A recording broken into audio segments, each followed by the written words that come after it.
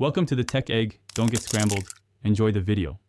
You start by preparing the phone, enable developer options, turn on USB debugging, and confirm a recent backup.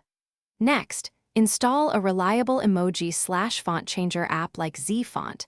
This gives you control over system emoji without rooting in many cases. Once done, open the app and grant the permissions it requests.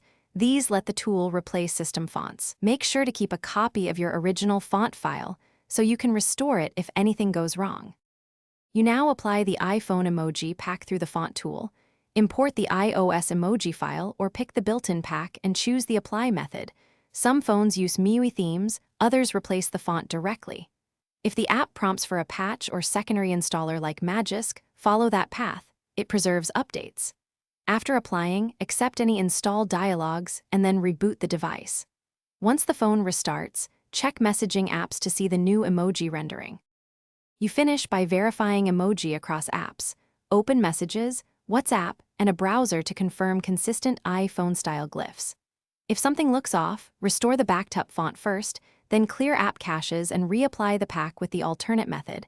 For example, switch from theme install to a Magisk module if you have root. Make sure to reboot after each significant change. That often resolves rendering glitches. If you still hit errors, revert to the original font and